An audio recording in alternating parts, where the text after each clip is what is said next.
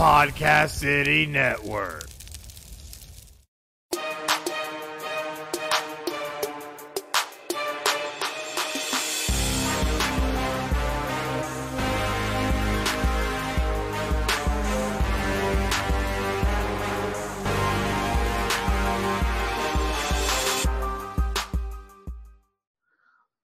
Hey everyone, this is Craig with Final Score on Podcast City Network. Welcome back. We have a very special segment today. With the Super Bowl looming in Tampa, we have the pleasure of bringing none other than Philip Schwegler, the editor-in-chief of Bucs Report, is going to be here joining us today. This is going to be fantastic. I'm super excited to have him on the show. But before that, we want to get to a few housekeeping items. Of course, Final Score is a proud member of Podcast City Network. Podcast City Network has 20 independent podcast members across all genres of podcasting, including 4 sports podcasts. You can learn more about PCN on all major major social media platforms, on Facebook, facebook.com/Podcast City Network, Twitter @Podcast City Net. You can search on YouTube, search keywords Podcast City Network. And of course, our website, podcastcity.net. And you can find Final Score, podcastcity.net/Final Score. For all the latest from Final Score, be sure to like us on Facebook, give us a follow on Twitter and Instagram, and subscribe on YouTube.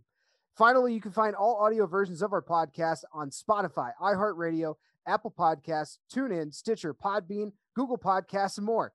Simply search keyword Final Score, one word. And with that, I want to bring in Philip Schwegler, editor-in-chief of the Bucs Report. Philip, I'm so happy to have you on today. Welcome to the show. Yeah, man, I really appreciate it. And I know we kind of go back to what was it last year over at Podfest. So definitely great to get us finally together here talking about the Super Bowl and the Buccaneers being in the Super Bowl. So very exciting. Yeah, I was so excited because we met up at the podcasting conference. There's a sports day for us there for the sports podcasters. And I remember talking about, what are the Bucs going to do? There's a potential that Brady was talking about maybe going there. Mm-hmm. And then we're talking about Jameis Winston. What's that going to do? And it's crazy that COVID kind of had that gap where we didn't know of anything that was going to go on in sports. And then fast forward, here we are. The Bucs are going to be the first team to host the Super Bowl in their home stadium. It's going to be fantastic. But I want to talk about a little bit about what you guys have going on at the Bucs Report. Yeah, of course, man. Bucs Report, we cover the Tampa Bay Buccaneers, all season long, all off season, everything. We've had a few articles come out this week covering some of the stuff we've had media credentials for the virtual stuff. One of my guys has been in there every day talking to not only the Buccaneers, but talking to the Kansas City guys. So right now, our big thing we're pushing this week, right before Super Bowl Sunday, is stat predictions for the various groups, position groups on the team. Just wrote one today on the defensive backs, and make sure you check that out. And we also have all the offensive guys and the rest of the defensive guys that come out Friday. But yeah, it's been fun, being in those virtual meeting rooms. And it's kind of crazy this year because there's 10 to, I think it's 12 podiums that you can go into different Zoom calls, and you literally have to click on them, get them out, go into a new one, and hope that your question that you wanted to ask didn't get asked already, which is, kind of crazy as it is like that. But it's been a lot of fun. It's been a learning experience doing all this virtual stuff. So, but we got all that stuff over there at bucsreport.com. So make sure you check it out. Yeah, that's wild. I mean, imagine, because we talk about media day for the Super Bowl. It's usually this circus, and there's people that don't even cover football. Most of people probably don't cover football there, talking the most random questions. And now we've got it in Zoom format. And like you said, it's got to be crazy just being like, okay, I want to go interview with this guy or this guy. And it has to be pretty crazy this year. Yeah. The craziest part is you get into one room and you get your question out. So you want to go to the next player and ask them some questions, and you want to try to get this whole quote sheet going. But then you have to go back, after the interviews are done, they have all the videos posted on there to download. And then you have to go back and try to, transcribe 45 minutes of an interview to make sure you didn't miss any nuggets. And that's been that's the hardest. Well, I guess it's the funnest part, so far, is going through and watching all that. So it's literally a 35-minute interview, but it's 6 hours of, material if you go through every single player. So That's crazy. That the editor's got a lot of work. Yeah, no, trust me, it's been a struggle this week, but it's I've never covered a team that's been to the Super Bowl. We've always covered the Super Bowl because it's the Super Bowl. I mean, it's what you do. It's kind of the off season downtime for teams that don't make it, but it's definitely been something crazy. It's been something a lot of fun, especially a team you're covering is in the big game, and you get to talk about football in February instead of the draft. So yeah, absolutely. I mean, it's always fun whenever a team, that local team here, does make the Super Bowl, and especially now, like hosting it, like it's got to just be, the buzz around Tampa has to be pretty high right now. Yeah, and the funny thing is, the Lightning won the Stanley Cup this season. The Rays took Los Angeles to the 6th round of the World Series, and then we have the Tampa Bay Buccaneers hosting the first ever home Super Bowl, which is ridiculous. And, the NFC is the home team this year. So this truly is, that's the home team, but it's been a really good year for Tampa Bay sports. I'll just say that I'm a big Lightning fan and Rays fan myself. So it's definitely nice to have that championship caliber move into my favorite sport, which is football. So yeah, it's fun to live around here and have all these Florida sports teams have success. It just really sucks that it happens during COVID, and we can't, like, because I know some of those games, like the World Series, like people actually attend the Rays games when they're on the World Series. Yeah, the Lightning games are, like, I've been to playoff Lightning games before, and that environment is insane. I couldn't even imagine if we were allowed to have a full stadium, Raymond James, packed to the gills, most of them probably being Bucs fans. Like, be insane. Yeah, no, it definitely was. When you look back at Buccaneers history, okay, we haven't had that great of history where the Buccaneers are the most losingest franchise in, I think, North American sports. So, when they have a chance to really like showcase and show out and have a good season, the community really embraces it. The community always embraces, the Lightning, because the Lightning are constantly in the playoffs, and the Rays with the whole Steinberger wanting to go to Montreal and all that stuff. You're a Rays fan or you're not, it's that whole kind of thing. But definitely with the Buccaneers this season, especially with Tom Brady, and I'm sure you'll get to that later, the Tom Brady effect. But there's a lot more Bucs fans than there were, let's say, a couple seasons ago. But as far as like the attendance at Raymond James, the last game I went to and actually experienced like a good crowd. It was in 2016. The Seattle Seahawks had come to town. The Buccaneers, I think, were on a 3-game winning streak, and this is one of their big games they had to win, to try to keep their playoff hopes alive. And I think it was score like 13-9. It was some weird score, but they shut out Russell Wilson most of that game. And I'm telling you, that's the loudest I've ever heard Raymond James Stadiums when they beat the Seattle Seahawks. Yeah, I could only imagine what that crowd would be like this weekend. But talking about the Bucs and their season, kind of, they got off to a decently hot start, had a couple of 3-game win streaks en route to a 6-2 start, and then really kind of stumbled up until the bye week, and were 7-5 going into that at the end of that stretch. I guess kind of talk about from that, like, what did the bye week seem to be like night and day, because they flipped a switch and they went 7-0 since, like 4-0 to end the season. Of course, getting to where they're at now in the Super Bowl. I guess, what are some of the ups and downs that kind of led to maybe this hot, like, got hot at the right time, essentially? Like, what are some things that maybe led into that? Yeah, for sure. Like with football teams, it takes a little while to start playing good football, especially when you have a new quarterback, a guy who's been in the same system for 20 seasons, moves to a new team. Okay. No off season because we're in COVID. Okay. They can't get their normal OTAs in and all fun stuff that they do, training camp or whatnot. And then have, come out first opening weekend against New Orleans Saints, one of the better teams in the NFC, a team that a lot of national heads who actually thought that they would be the NFC crown for this season. But, there's a couple games in between, bumpy roads where the Buccaneers really had to learn, who do we want to be? Who do we want to be on offense? Who do we want to be on defense? And I think it took a while really for Tom Brady to kind of fit into what Bruce Arians wanted to do and kind of what Bruce Arians wanted Tom Brady to do, kind of mixing that Brady offense and, the Arians offense. Because, Tom Brady's never been in an offense where it's, let's vertically push the ball as much as we can downfield. They want to say we're a run first team, but no, they're really, push the ball down.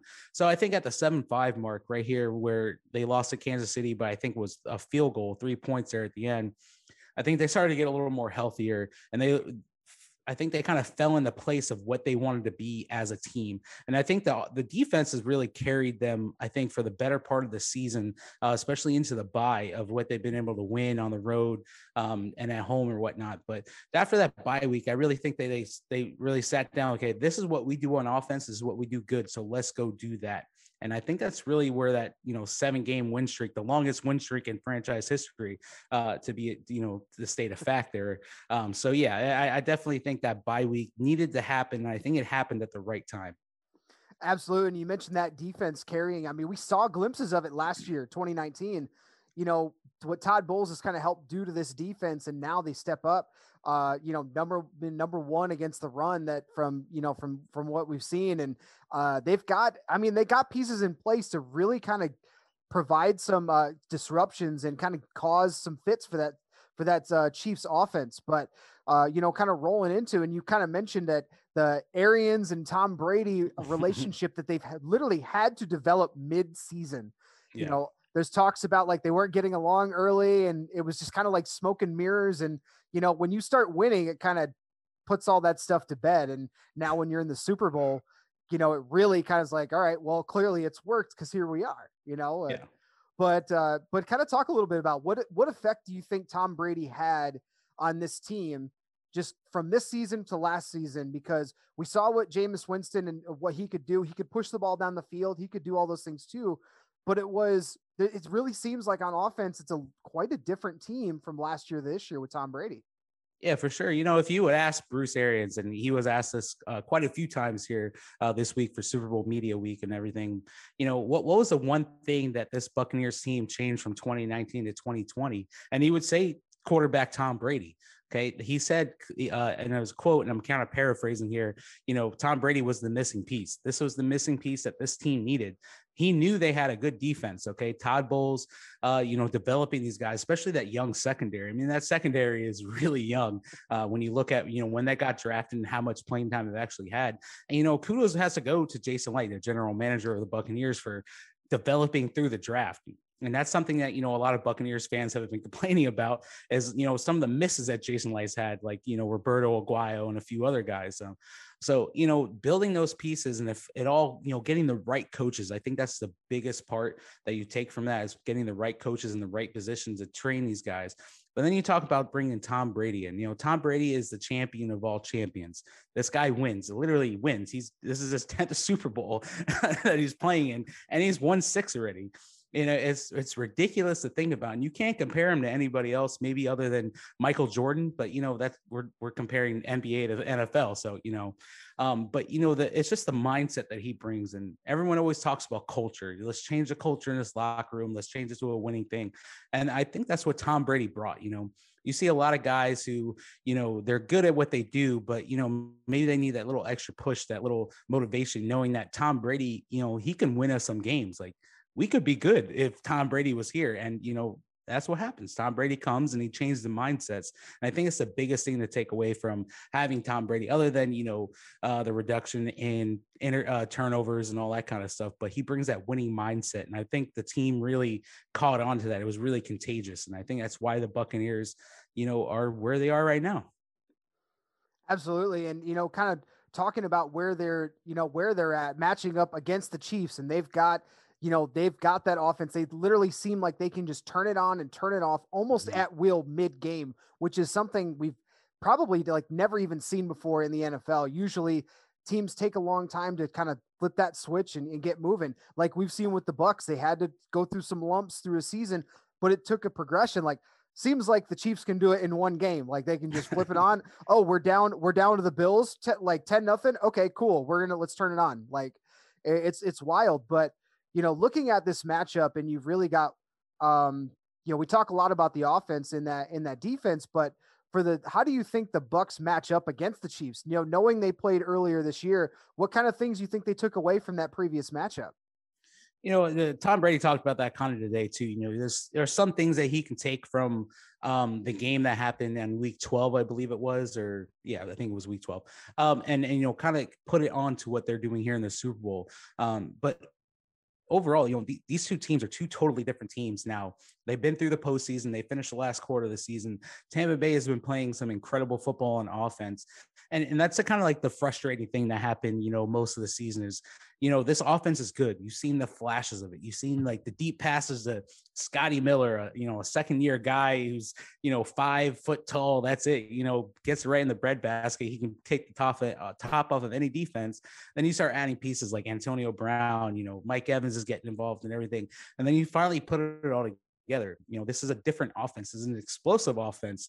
And Tom Brady, all those people that kept saying Tom Brady got no arm strength. I mean, come on, I think he led the league in 20+ yard passes this season, which is ridiculous for 43 years old. But as far as matching up with the Kansas City Chiefs, there's one thing that I think you have to pay attention to, and it's Tyreek Hill. Okay.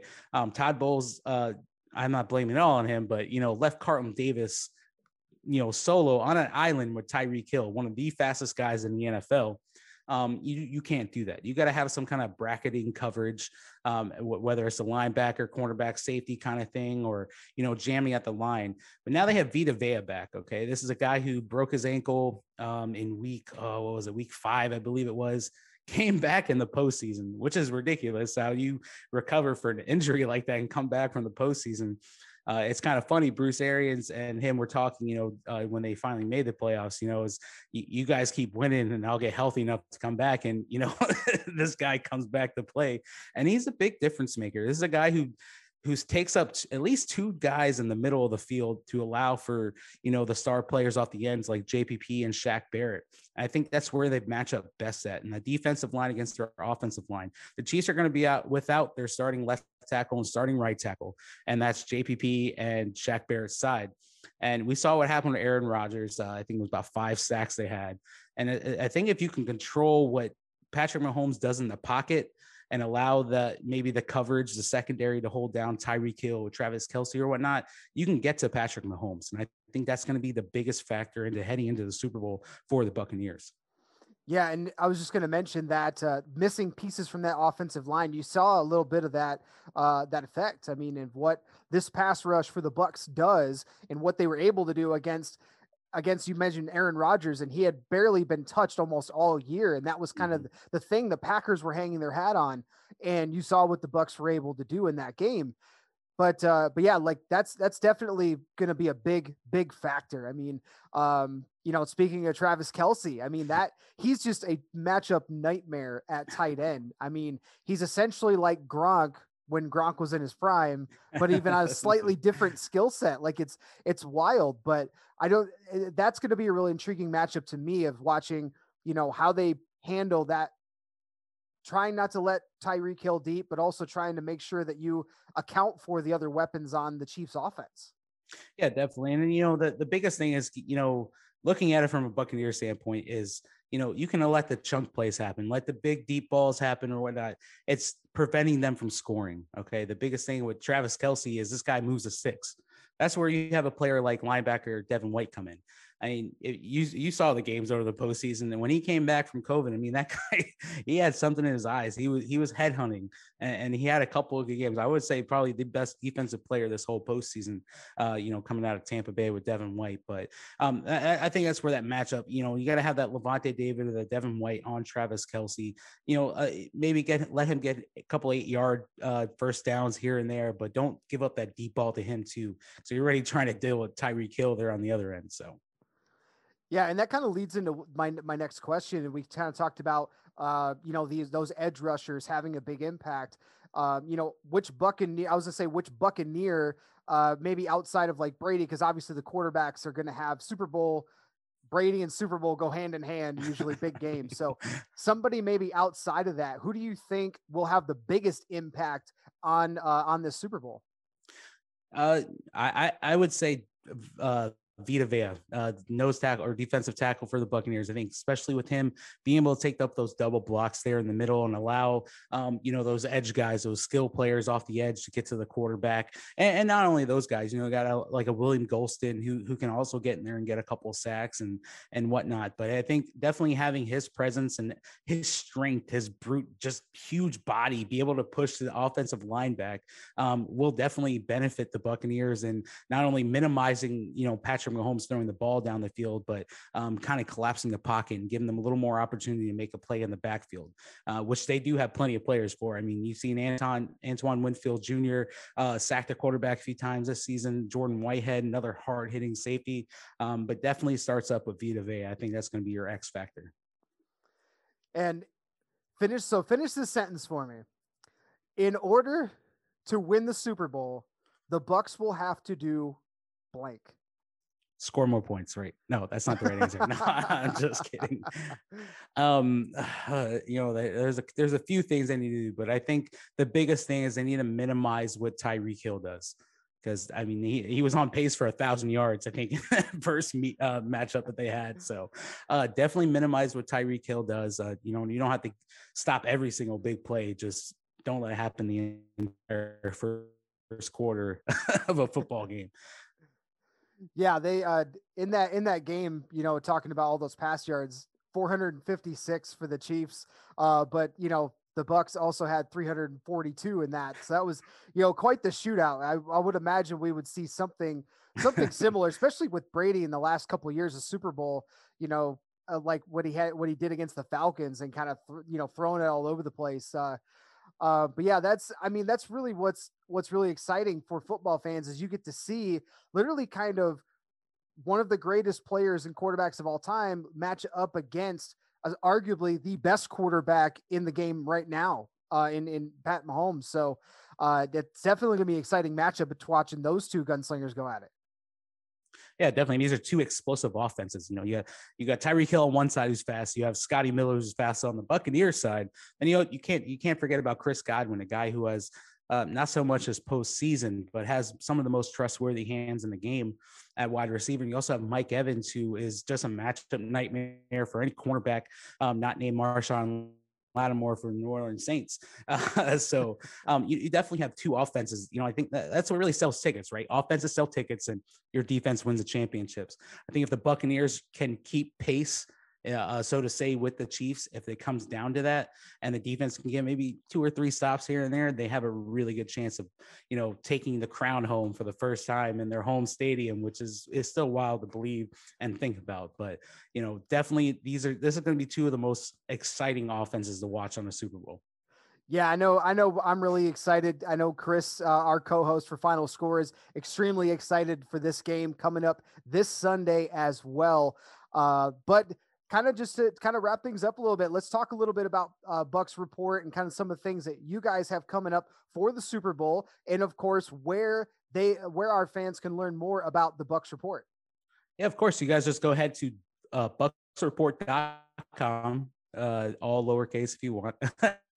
But you head over there, we literally have been covering the entire season, off season, players getting picked off waivers, players getting cut. We have all our Super Bowl predictions out there as far as position grouping go. And we also have a couple, keys of the game, what the Buccaneers need to do, a scouting report on the Kansas City Chiefs heading into the Super Bowl.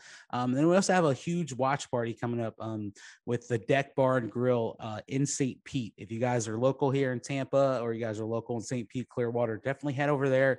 We'll be doing pregame, halftime, and postgame shows.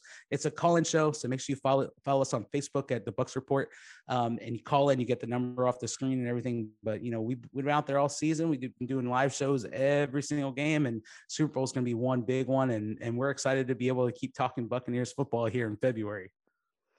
Yeah, it's definitely exciting for Tampa Bay Buccaneers fans and really sports fans all around Florida for all the success that's been had here. But you can also find the Bucs Report on Twitter. It's at Bucs_report. And of course, they can follow you, Phil, at Phil Schweg_BR on Twitter. But I'm really happy that we had a chance to kind of get together and talk a little bit of Bucs football. Super Bowl this Sunday. Can't wait. Thank you so much for joining us tonight, Phil.